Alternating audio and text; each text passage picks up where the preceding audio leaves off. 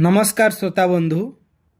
आज आम एक अति सुंदर और शिक्षणीय कहानी विषय शुणा। कहानीटीर नाम अभ्यास। बंगलार गोटे छोट ग्राम शास्त्री परिवारटीए बास करुथिले।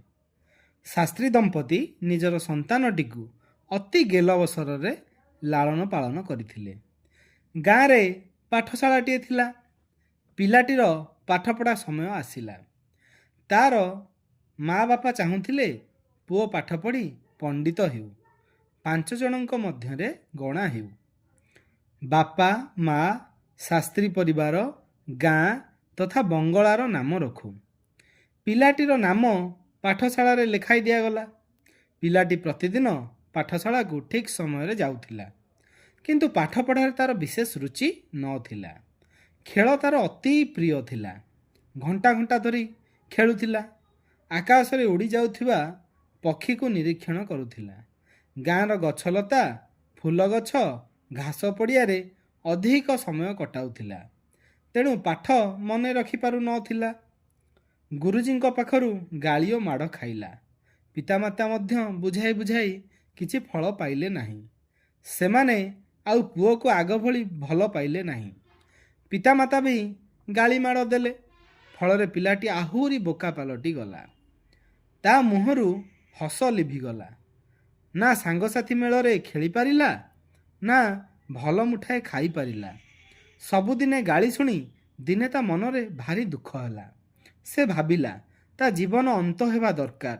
ए कथा भाबी गाँ ठारू दूर रे थिबा गोटे कूओ पाखकु से गला। कूओटी को जड़े धनी लोक पथिक मानकर पानीय जलर सुविधा पाई खोलाई थिले। ता चारि पाखरे चौतरा भी कर देइथिले। जोगकु जड़े महात्मा निजर शोष मेंटाइबा पाई कूओ पाखकु आसीथिले। पानी पी सारिला परे पिलाटी को पानी पीवा पाई जाचिले। पिलाटी पानी पी सारी पाखरे थिबा गछ मूले बसीगला।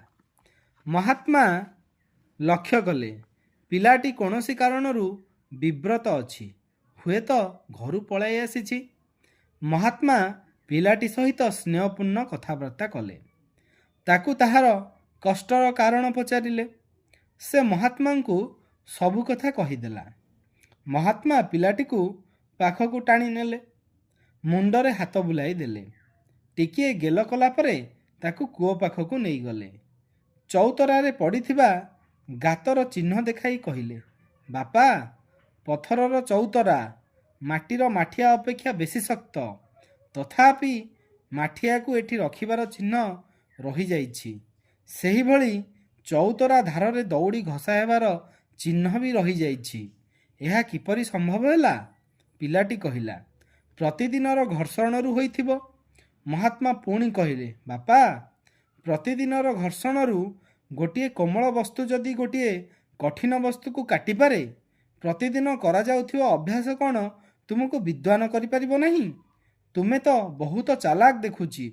बुद्धिमान पिला परी कथबार्ता करुछ, किंतु बोका परी काम किपरि करिबाकु चाउथिल? ईश्वरंकर सृष्टि रे मनुष्य हेउची श्रेष्ठ सृष्टि। कौनसी महत कार्य पई मनुष्य को पृथ्वी को भगवान पठाइचंती। जीवन को वरदान बोली भाव, अभिशाप नुहे। ए धारणा मनरू पोछि दियो। जड़े भल लोक कूओ खोलिछंती महत लक्ष्य नहीं। आमको मधुर जल कूओ देउछि, आमर जीवन रक्षा करुछि। तुमे किपरि पवित्र कूओ को अपवित्र करने जाउथिल? भगवानकर महत उद्देश्य अछि। नहेले तमर मोर काहींकी देखाला? पुत्र निजर मन को दृढ़ कर, पाठरे मन दियो, पाठ को बारंबार अभ्यास कर। प्रशंसा तम पछरे गोड़ाइब। मनरे सबुबले भल चिंता कले भल फल मिलिब। सेही महात्मा कथा शुणी पिलाटीर मनरे नूतन आशा सृष्टि हैला। नुआ उत्साह सहित अध्ययन रे रत हैला। बारंबार अभ्यास द्वारा पाठ को आयत्त कला। बोका पिलाटी श्रेणी रे प्रथम हैला। ए पिलाटी परवर्ती समय बंगलार प्रसिद्ध विद्वान भूपदेव शास्त्री हैला। तेणु पिला माने अभ्यास दुई प्रकार, कु अभ्यास और उत्तम अभ्यास।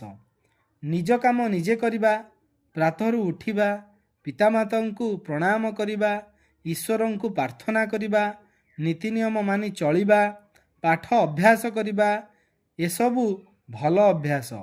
ମନ୍ଦ ପିଲା ସହିତ ମିଶି ମନ୍ଦ କାମ କରିବା, ଅଳସୁଆ ହେବା, ଡେରିରେ ଉଠିବା, ସ୍ୱାସ୍ଥ୍ୟ ରକ୍ଷାର ନିୟମ ନ ମାନିବା, ଏଗୁଡ଼ିକ ସବୁ କୁଅଭ୍ୟାସ।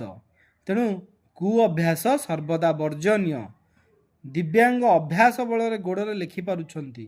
ବଡ଼ ବଡ଼ ଚିତ୍ରକର, ଗାୟକ, ନୃତ୍ୟକର, ବିଦ୍ୱାନ କେବଳ ଅଭ୍ୟାସ ବଳରେ ହିଁ ଶ୍ରେଷ୍ଠତ୍ୱ ପ୍ରାପ୍ତି ହୋଇପାରିଛନ୍ତି।